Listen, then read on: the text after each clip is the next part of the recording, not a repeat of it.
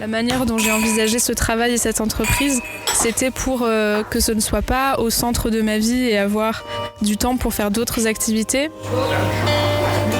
J'ai toujours été ultra passionné du pain. J'en ai pas fait mon métier tout de suite, ni mes orientations scolaires, ni professionnelles tout de suite. Oui, je te disais que j'ai ouvert à Nîmes parce que je suis nîmoise et moi j'avais envie de rester vers ici. Je voulais trouver un travail qui correspondait à mes valeurs. Le goût du sorbet. Des histoires inspirantes et gourmandes du sud de la France.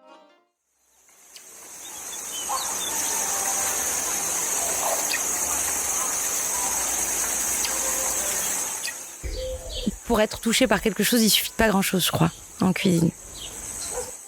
Emmanuelle Lachaud est une figure montante de la gastronomie française. Chef talentueuse aux commandes du bistrot de village Le Florès, situé à Saint-Hilaire-d'Auzilan, ce petit coin niché entre Uzès et Avignon. Emmanuelle, avec sa passion pour la cuisine et son engagement envers l'authenticité des saveurs, a su créer un véritable espace de convivialité. Alors, ce maître mot qui la porte, puisqu'elle le dit, elle le voulait. Parce qu'elle voulait un restaurant de village. Depuis son ouverture en juin, le Florès est devenu un lieu incontournable dans la région. À tel point qu'Emmanuelle est elle-même surprise de ce succès. L'approche d'Emmanuelle est axée sur les produits locaux et la saisonnalité, ce qui reflète sa philosophie culinaire, celle d'une cuisine sincère, respectueuse des ingrédients et de leur origine. Avec son parcours un peu atypique, riche, mais aussi très diversifié, elle incarne une nouvelle génération de chefs qui redéfinissent le paysage gastronomique, ou dirais-je même bistronomique.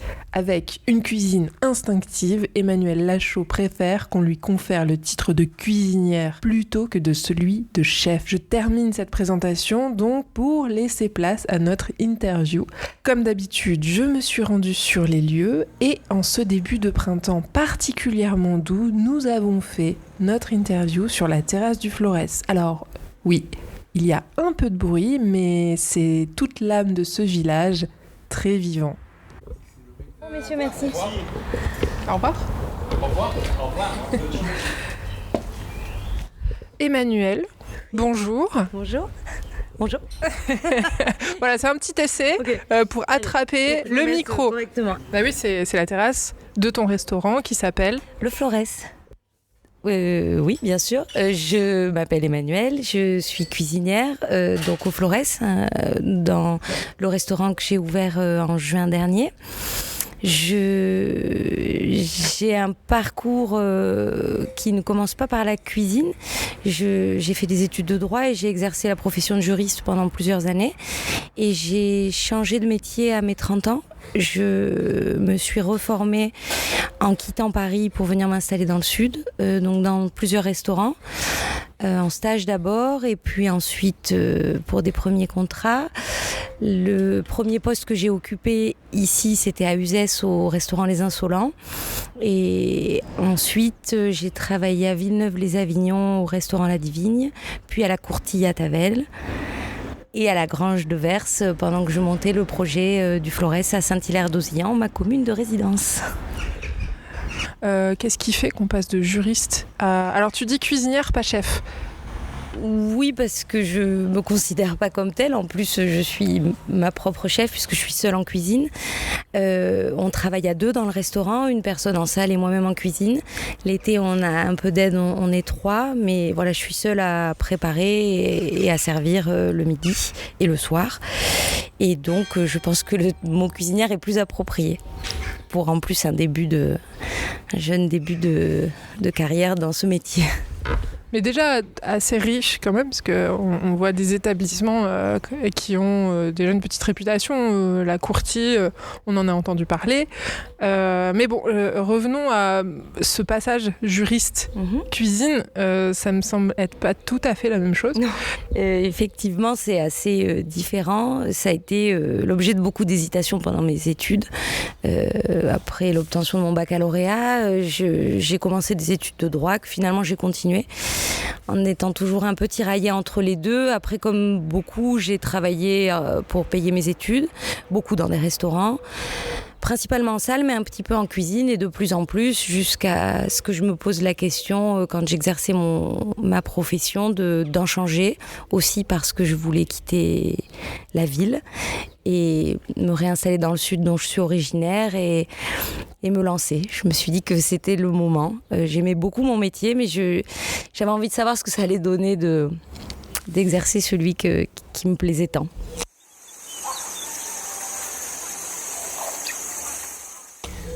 Tu viens d'une famille qui a un rapport avec la cuisine, toi ? Pas tout à fait, mais mes parents avaient un bar quand j'étais jeune. Et puis c'est beaucoup mes grands-mères qui cuisinaient à la maison. Quand j'étais enfant, j'étais très proche de mon arrière-grand-mère dont le restaurant porte le nom. Et c'est elle qui m'a donné envie, je pense. J'étais une enfant très gourmande, une adulte aussi d'ailleurs. Quelle formation t'as suivi ? Quel parcours même en fait t'ont permis d'en arriver là ? Alors ça a été une grande question au début parce que je savais pas si repasser par les chemins de l'école, ce que j'ai pas fait finalement. J'ai décidé d'aller me former chez des gens, aussi des amis restaurateurs, dont Yannick Ferrez qui a un restaurant qui s'appelle le Sagi à Perpignan, qui m'ont donné la chance d'apprendre ce métier. Et ensuite, on m'a fait confiance. Kim et Nathan aux Insolents m'ont fait confiance et m'ont donné ce premier poste. Et ça a commencé comme ça, sans trop savoir ce que je faisais. J'exagère, mais j'ai essayé de me former du mieux que je pouvais chez des gens, d'observer, d'apprendre. Et puis, j'y suis allée moi-même. Et puis ensuite, mes expériences dans les différents restaurants dans lesquels j'ai travaillé m'ont beaucoup aidée. L'Abri Bar, donc tu as fait un petit step là-bas. Tout premier step ici, à 2018, pendant plusieurs mois. Et je voulais vraiment le mentionner parce que c'est un endroit merveilleux, avec des gens qui font vraiment beaucoup pour la région. C'est un bar associatif qui a été créé par Adrien Boulon. Autour de lui, beaucoup de bénévoles et de gens qui interviennent dans différents cadres. Quand je me suis installée ici, j'ai fait un premier stage à Toulouse et ensuite je suis venue à l'Abri et on y a fait la saison. Alors c'était de la petite cuisine, mais parce qu'on avait une toute petite kitchenette, mais c'était génial. J'ai beaucoup appris auprès d'eux et humainement surtout. Et puis c'est eux qui m'ont donné envie d'être ici. C'est eux qui m'ont montré que la vie de village, ça pouvait être incroyable et fédérer beaucoup, et tous les âges surtout. Et ça franchement, ça a été très marquant pour moi. La différence entre un restaurant, je trouve, de village et un restaurant de ville, c'est aussi que la fréquentation est vraiment sur tous les âges. Ah oui. Il peut y avoir vraiment des ados, des gens plus âgés du village. Il y a aussi beaucoup d'événements autour du bar, donc qui fédèrent. L'été, ils ont des amis qui viennent et qui montent un projet sur 3 semaines avec les habitants du village. Donc chaque année, il y a une thématique. Une année, ça a été un tournage et on a ri, on a tellement ri, avec vraiment beaucoup de villageois, des enfants, des parents, des grands-parents. C'était fabuleux. C'était un western.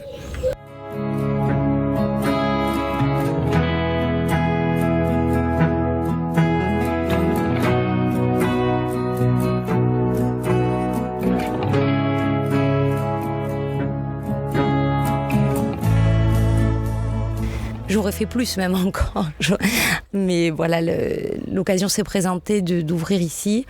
C'est un endroit qui m'est cher et duquel j'étais cliente d'ailleurs.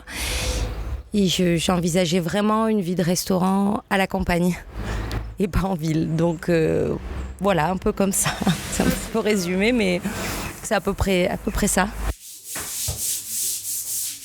Comme ça qu'on l'appelle d'ailleurs ici, c'est plus un bistrot qu'un restaurant. Enfin, je sais pas, ça c'est aux clients, les clients le diront, mais justement c'est ce qui me faisait le plus peur, parce que c'était un défi aussi financièrement de s'installer dans un village sans tellement savoir ce que ça allait donner au niveau de la fréquentation. Et en même temps, c'est une grande force, je trouve. Et parce qu'on s'y sent bien. Enfin, c'est un village très agréable, comme la région d'ailleurs. Et puis, on a une clientèle qu'on réussit à constituer au fil des mois, très fidèle, de qui on est très proche. Et c'est c'est très agréable dans ce métier, qui n'est pas tous les jours facile. Donc de s'y sentir bien et entouré, c'est vraiment un vrai plus. Et puis la ville, j'y ai vécu des années et j'avais pas envie de ça.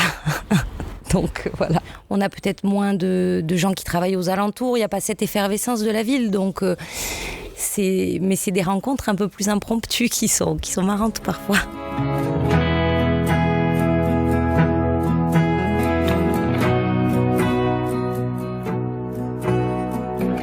Mais aussi, la semaine dernière, des gens sont venus qui sont pas jeunes retraités, qui sont agriculteurs. Ils habitaient dans le Nord et ils font toute la France à pied, en voiture, et ils sont arrivés ici par hasard. Et puis ils ont continué leur chemin en nous demandant dans quel coin ils pouvaient passer et partir. Et puis ils sont partis. Puis c'était fou. Après, je pense que là, la ville, à la campagne, peu importe, on rencontre, à partir du moment où on s'en donne le temps, on rencontre plein de gens fabuleux. C'est toujours des échanges. C'est un métier d'échange, j'espère, et de partage. Et qu'il soit exercé ici ou ailleurs, je pense que ce serait la même chose. Après, c'est tout petit, donc c'est à taille humaine. On est une très petite équipe et forcément, ça nous permet d'être en contact plus facilement avec les gens qu'on reçoit. Et ça, c'est quelque chose que tu voulais, avoir un petit endroit avec une petite équipe, ou tu t'imagines un jour un grand restaurant avec une brigade et tout? Non, pas du tout. C'est exactement ce que je voulais, déjà parce que je suis jeune cuisinière, donc je me sens pas tout à fait légitime à avoir une brigade, et ensuite parce que je voulais que ça soit à échelle humaine, et puis là c'était le lieu en particulier, un lieu que je connaissais, que j'aimais fréquenter, qui appartenait à un ami, et c'est cet ensemble-là qui a fait que c'était celui-là et pas un autre. Et puis oui, le fait que ce soit petit, c'était important pour moi de savoir gérer une salle, de savoir gérer une cuisine. Ça passe par plein de choses, la préparation des plats, préparer sa carte, gérer les stocks, gérer ce qu'on travaille, les produits au quotidien. Donc ça me paraissait parfait. Pour l'instant, ça me convient tout à fait. J'envisage pas du tout un format plus grand. Déjà, ça nous permet assez vite de connaître les goûts des gens, donc c'est sympa. Pour savoir ce qui va revenir le plus souvent à la carte. Pareil au niveau du vin aussi, c'est un travail quotidien avec les gens en fonction de ce qu'ils aiment moins. Et puis oui, je pense que c'est plus facile à gérer, alors comme on est peu nombreux, c'est beaucoup de travail. Mais à la fois, on a un petit peu la main partout, donc c'est parce que y a beaucoup de choses à faire dans un restaurant, et c'est vrai qu'il y a beaucoup de casquettes à porter. C'est pas toujours facile, mais enfin, ça apprend énormément.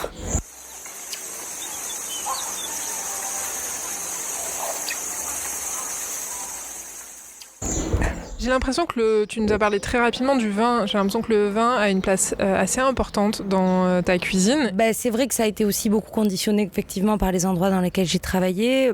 Aux Insolents, parce que Nathan et Kim travaillent avec des références en vin naturel depuis le début. Ça leur est très cher, ils font beaucoup de recherches à ce niveau-là, ils veulent faire goûter beaucoup de choses aux clients et les surprendre. De la même façon, à la Courtille,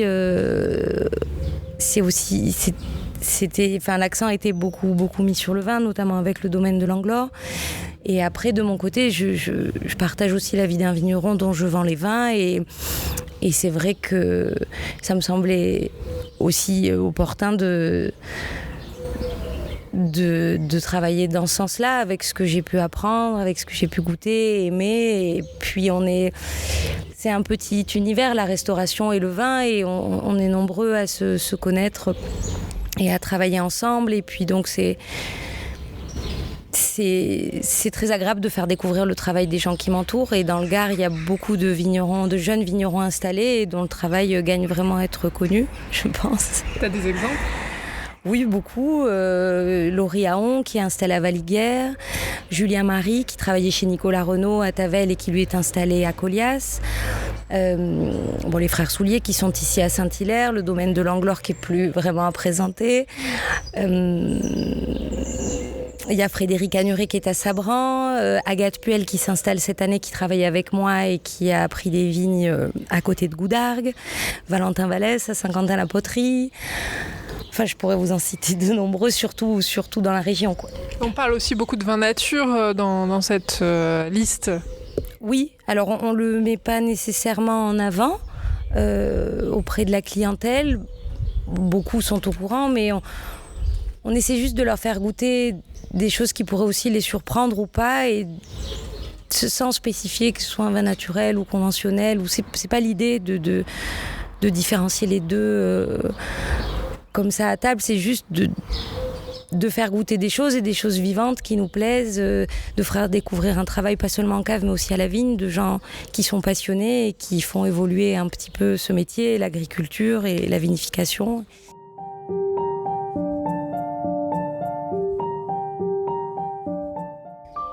Pour être touché par quelque chose, il suffit de pas grand-chose, je crois, en cuisine.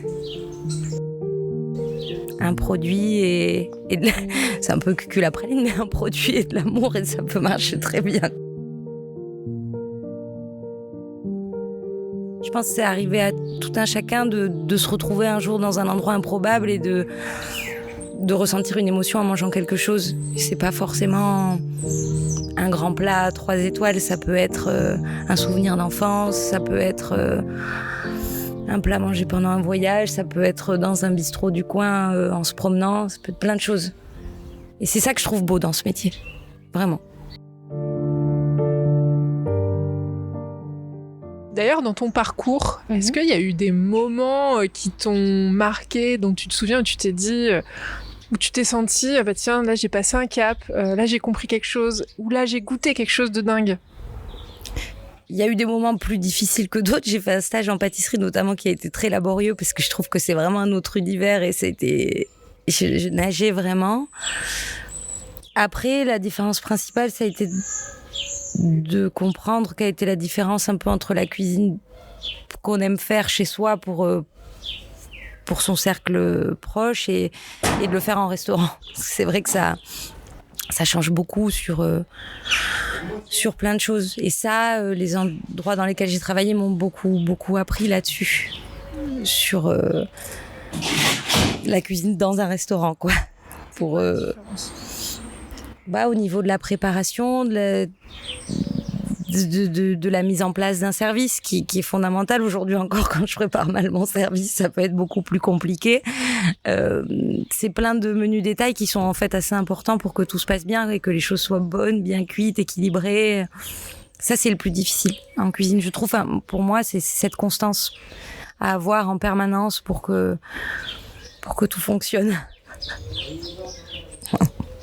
Et dans tout ça, en plus, il faut être créatif. Oui, ça on est aidé par les produits avec lesquels on travaille. C'est vrai qu'en général, ça conditionne beaucoup de choses, ce qu'on arrive à trouver autour de nous, en essayant de trouver des nouvelles idées, de changer régulièrement la carte et surtout de la changer en travaillant des choses qui m'entourent le plus possible.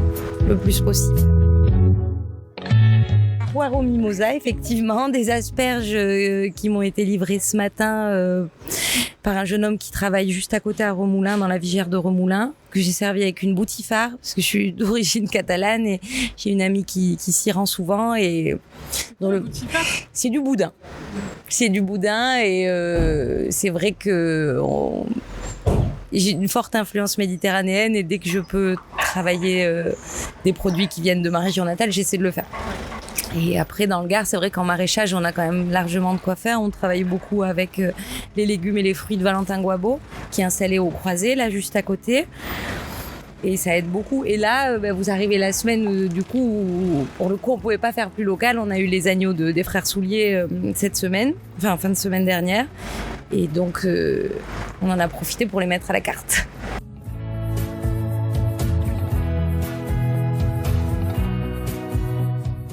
Pourquoi c'est important de faire local, de cuisiner local, d'apporter des produits locaux? On a parlé du vin, mais tous les produits du restaurant, vous essayez d'être le plus local possible. En quoi c'est important? Pour plusieurs raisons. Déjà, à plus grande échelle, je pense que c'est important de faire attention à notre alimentation, à ce qu'on consomme et à comment on le consomme, d'en être conscient. Et puis, dans un second temps, c'est vrai que c'est beau de pouvoir montrer la richesse d'un patrimoine et d'un terroir. Et bon, dans le Gard, comme dans beaucoup de régions, on est quand même très chanceux. Donc, ce serait dommage d'aller chercher ailleurs des choses qu'on a sous les yeux. Alors, revenons sur l'ouverture de ce restaurant. Déjà, pourquoi est-ce qu'on ouvre un restaurant alors qu'on pourrait travailler dans un restaurant et peut-être que ce serait plus simple? Qu'est-ce qui fait qu'on se lance toute seule? Ça a été une grande interrogation longtemps, surtout le moment de se sentir prête de le faire tout seul, parce que c'est quand même autre chose. Mais c'était aussi, pour être tout à fait franche, pour aussi pouvoir inclure un petit peu ma vie privée dans ma vie professionnelle. Et c'était important pour moi de me rapprocher de ma vie de famille, des gens qui m'entourent et de pouvoir exercer sur mon lieu de vie, vraiment. Après, l'entrepreneuriat à proprement parler, c'était la première fois que ça se présentait à moi. J'ai jamais entrepris. En plus, je faisais un métier tout autre dans la fonction publique. C'était une sacrée aventure qui me fait encore très très peur. Mais c'est enrichissant. Je suis contente d'avoir sauté le pas. C'est agréable de créer un projet de toute pièce, d'en faire ce qu'on a envie que ce soit, la table à laquelle on aimerait s'asseoir. Et puis j'ai eu des bons profs, vraiment. Et c'est vrai que j'ai été aussi beaucoup encouragée par mon entourage, par les gens pour qui j'ai travaillé, qui m'ont toujours soutenue tous, beaucoup à ouvrir mon propre établissement. Et bon, ça donne de la force. Donc voilà, on y est. Donc là, l'établissement a presque 1 an, ça sera en juin, c'est ça? C'est quoi les moments les plus marquants de cette première année?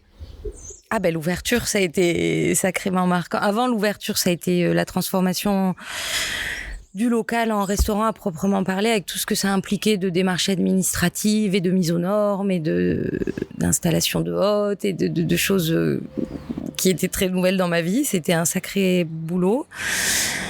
Et puis l'ouverture, c'était magique. Vraiment, je m'attendais pas à ça, quoi. C'était une belle soirée avec beaucoup de gens. C'était une super ambiance. On a beaucoup ri et ça a donné le ton de la saison qui a suivi et c'était merveilleux. Vraiment, c'était un moment magique. Tu t'attendais à tout ça? Non, pas autant, pas du tout. Je pense qu'on n'est jamais prêt à ce qui va nous arriver, pas nécessairement dans cette profession, mais non, ça a été, beaucoup de choses ont été très surprenantes, dans le bon comme dans les moments plus difficiles.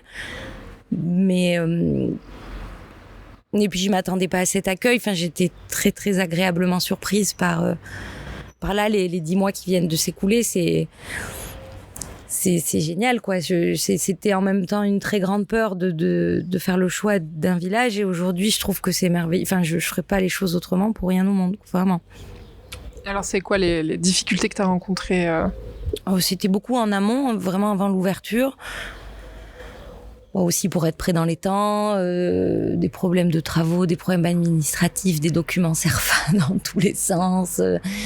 Et alors après, j'ai été beaucoup soutenue par la mairie de mon village et par le voisinage. C'était pas évident aussi, en plus d'être en plein cœur de village, de pas faire peur aux gens. Et vraiment, j'étais très agréablement surprise par l'accueil que j'ai reçu.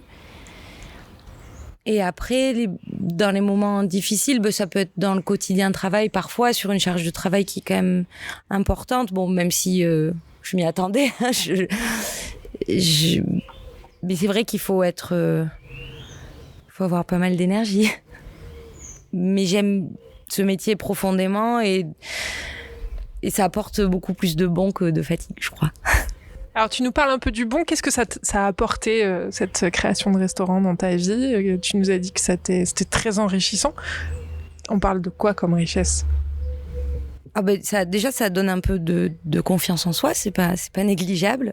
C'est un long travail. Mais chaque jour, ça en apprend un peu plus. Et puis, je pense que le fait d'avoir été un enfant dans un bistrot, j'aime beaucoup le contact avec les gens. Après, c'est vrai que c'est quand même bien d'être en cuisine parce que c'est un contact choisi. Mais j'aime entendre les gens parler, connaître leurs histoires. On est devenus amis avec beaucoup des clients de restaurants et c'est une vraie vie de quartier, un restaurant. C'est un poumon, c'est génial, on voit plein de choses, on rencontre beaucoup de gens. Je trouve que c'est une petite bulle.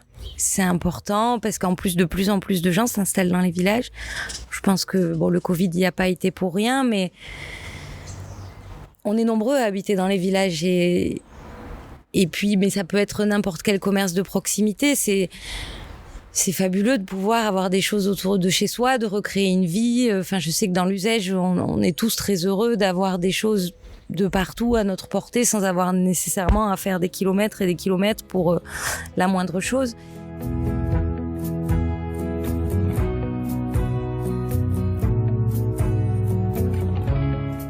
Alors, philosophie culinaire, je sais pas. Ma cuisine, c'est une cuisine, je pense, assez simple. Si je devais la définir, je dirais familiale. J'ai appris en plus tard et jamais dans des grandes maisons auprès de brigades. Donc, je fais aussi ce que je sais faire et ce que j'aime manger. Travailler autour d'un produit et essayer de le rendre le plus accessible possible en faisant plaisir aux gens.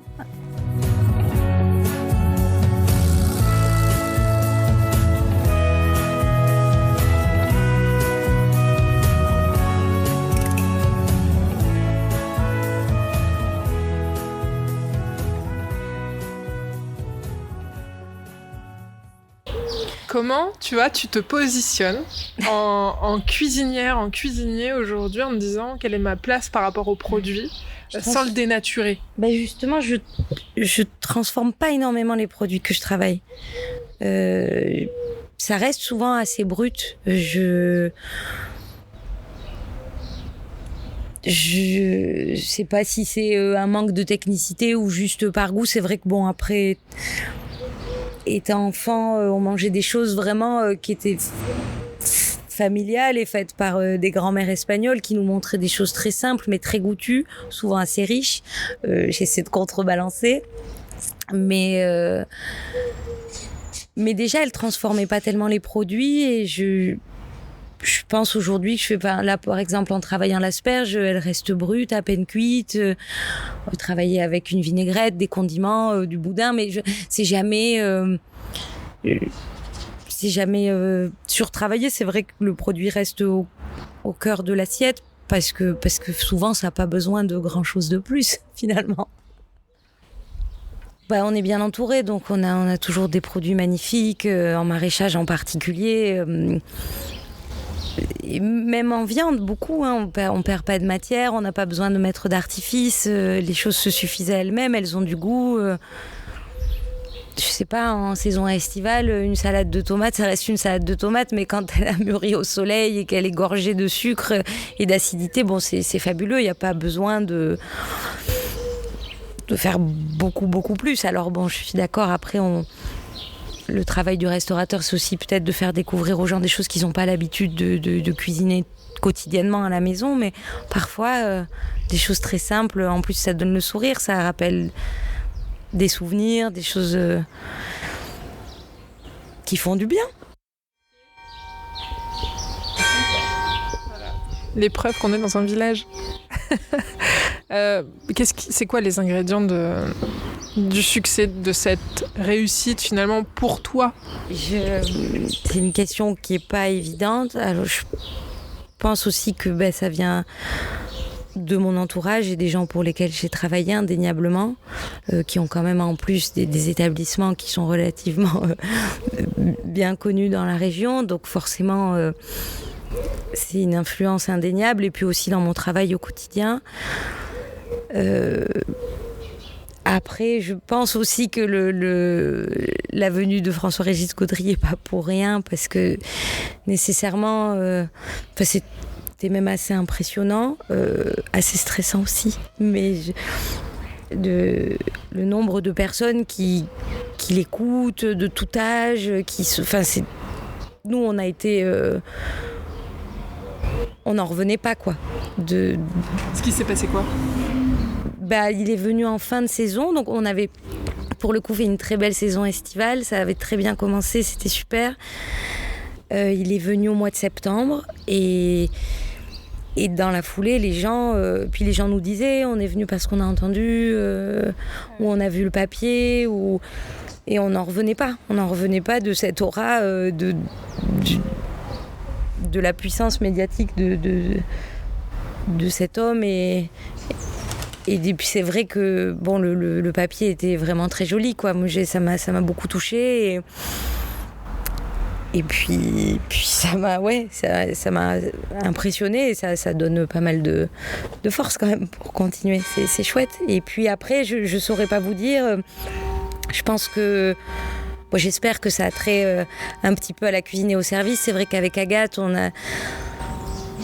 on s'éclatait toujours dans ce qu'on faisait au quotidien, donc ça devait nécessairement se ressentir dans l'accueil des gens, dans la façon de s'occuper d'eux, de présenter le vin, la carte, le restaurant tout simplement. Et puis je crois que le bouche à oreille s'est fait progressivement dans les villages alentours. Les gens nous disent souvent, on vient de Valiguière, on vient de Castillon, on vient des villages juste à côté de chez vous. Et puis on a entendu parler de vous, pas forcément par la presse, par des gens qui sont venus manger. Et puis petit à petit, je pense que ça vient comme ça. Et c'est très touchant de se dire que les gens sont contents, qu'ils en parlent autour d'eux et que ça prend vie, quoi. C'est génial. Franchement, je pourrais pas vous dire le contraire. Je veux pas parler trop vite parce que j'ai forcément très peur de la suite, que ce soit, que ça soit un effet de mode ou autre. C'est pas du tout l'idée de ce qui est fait ici. Et à voir sur la durée si tout se passe aussi bien. Mais c'est vrai que oui, pour l'instant, c'est fantastique, quoi. C'est une belle aventure qui commence. Non, j'aime le format, j'aime pouvoir recevoir les gens à une petite table. Je trouve que ça fait l'âme aussi de ce lieu. Puis pour être tout à fait franche, plus ce serait très compliqué. Et pour l'instant. Mais là, oui, je me vois très bien évoluer ici encore un petit paquet d'années. D'ailleurs, c'est indispensable aujourd'hui, quand on fait de la cuisine, d'être sur les réseaux sociaux. On a une sorte quand même de starification des chefs, des cuisiniers, de la nourriture. Je sais pas ça. Ça me semble pas... Alors oui, indéniablement, c'est le cas, mais je pense qu'il y a beaucoup de grands cuisiniers qui n'ont pas de réseau et pas d'Instagram et ça se passe très bien dans leur vie, au contraire. Je pense pas que ce soit un passage obligé, ça aide, vraiment. Et surtout quand on commence une activité ou qu'on est jeune cuisinier, comme c'est mon cas. Mais j'espère que c'est pas quelque chose d'incontournable. Vraiment. Alors, comment on fait pour gérer sa communication, en plus de gérer une ouverture de restaurant et de gérer le restaurant tout court? Comment on fait pour gérer la com? On se débrouille. J'ai été beaucoup aidée par Agathe aussi, qui est plus forte que moi en Instagram. Et puis après, avec un petit peu de temps, en pensant de temps en temps à des choses pour faire un petit peu de communication. Bon, c'est vrai qu'on a un cadre de vie, en plus, c'est quand même très très joli, donc ça aide à faire des jolies photos. Mais ça, je saurais pas vous dire. C'est un instant quand on a du temps pour faire quelque chose ou mettre en valeur un produit. La semaine dernière, c'était l'agneau des frères Souliers qui arrivait. C'était une photo d'étiquette. Ça peut être n'importe quoi. C'est un moment comme ça suspendu. Le monde va être bouleversé, peut-être par l'intelligence artificielle, peut-être aussi par la robotisation d'une partie de nos métiers, de ce qu'on fait dans la vie. Comment on l'imagine ça quand on est derrière des fourneaux ? Pour être tout à fait honnête, moi je l'imagine pas du tout. J'ai pas envie de l'imaginer. Je sais pas si ça va toucher tout de suite nos métiers. Je pense pas, de bouche, parce que c'est quand même, je pense, un vrai savoir-faire humain. C'est quelque chose avec quoi je suis très peu familière. Et ça me fait très peur en plus. De manière générale, c'est pas quelque chose que je souhaite le plus tard possible. Peut-être un peu moins de technique, je ne sais pas, mais est-ce que demain, ce sera peut-être possible justement de se dédouaner de cette partie technique de la cuisine qui fait que on n'aura peut-être plus à lever une sole tout seul, on aura peut-être des machines pour le faire? Ça existe déjà d'une autre façon. Les gens qui veulent pas lever du poisson peuvent l'acheter déjà en filet. C'est des humains qui le font, j'espère. Mais je pense qu'on cuisine parce qu'on a envie de le faire. Donc même si c'est pas toujours facile, si on est pressé par le temps, si on peut se blesser parfois, c'est toute la beauté de ce métier, de transformer nous-mêmes les produits qu'on travaille. Donc je pense que ça suffit. Merci à Emmanuelle Lachaud, que j'ai rencontré dans son bistrot Le Florès à Saint-Hilaire-d'Auzilan. C'était Le Goût du Sorbet, une émission diffusée sur Radio Fuse que vous retrouvez également sur Spotify et sur Instagram sur le compte du Goût du Sorbet. À bientôt.